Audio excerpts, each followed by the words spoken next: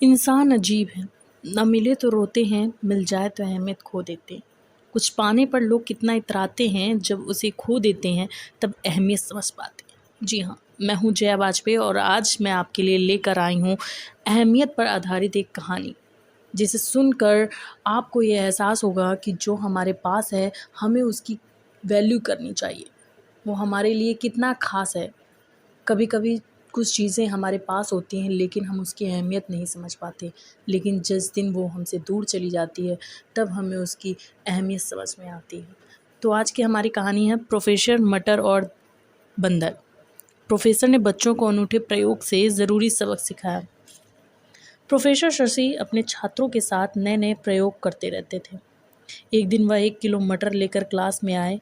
यह देखकर क्लास के लड़के हंसने लगे, तो उन्होंने सबको शांत कराया। उन्होंने सभी बच्चों के साथ बैठकर मटर छीली, फिर बच्चों से बोला, चलो अब कुछ सीख कर आते हैं।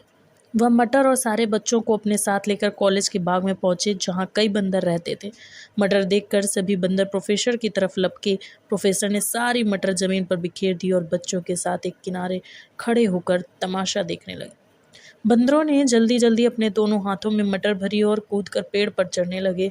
यह दृश्य देखकर सभी बच्चे खिलखिलाकर हंसने लगे। पेड़ पर चढ़कर डाली पर बैठे एक बंदर के हाथ से मटर का एक दाना नीचे गिर गया। कोई और बंदर उसे न उठा ले, यह सोचकर वह झट से नीचे उस एक दाने की तरफ लपका, लेकिन उस एक दाने के चक्कर में उसके हाथ से बाकी मटर के दाने भी छूटकर गिर गए। जब तक वह नीचे पहुंचा, कई और बंदर वहां पहुंचकर उस बंदर के हिस्से के दाने बटोर कर खाने लगे। वह बंदर बाकी बंदरों से झगड़ने लगा। कुछ देर तक ऐसे ही बंदरों का कार्यक्रम चलता रहा और सारे बच्चे मज़े लेते रहे। फिर प्रोफेसर सबको लेकर वापस क्लास पहुंचे। क्लास में लौटकर प्रोफेसर ने बच्चों से पूछा, तो आज आप लोगों ने क्या सीखा? सभी बच्चे अपने अपने तरीके से जवाब देने लगे। सबकी बातें सुनने के बाद प्रोफेसर बोले, असल में हम सब की ज़िंदगी में उपलब्धियां मटर के दानों के जैसी ही होती हैं। हमारा पूरा जीवन इसी तरह मटर के दाने इकट्ठा करते करते बीत जाता है, लेकिन इस दौड़ में हम अक्सर अपने हाथ में जो दाने हैं उसे नज़रअंदाज कर देते हैं और उन दानों के लिए दौड़ते भागते रहते हैं जो अपने हाथ में नहीं है। या कहें कि हम अपनी सारी ऊर्जा, अपना सारा समय, अपना सारा धन उन चीज़ों में व्यर्थ करते रहते हैं जो हमारे पास नहीं है।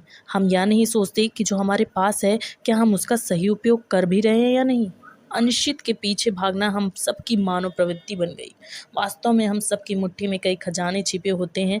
अब यह हम पर निर्भर करता है कि हम उन्हें पहचान पाते हैं या गंवा देते हैं। तो आज की हमारी इस कहानी का सबक यह था कि जो आज हमारे पास है उसकी अहमियत को समझना बहुत ज़रूरी है।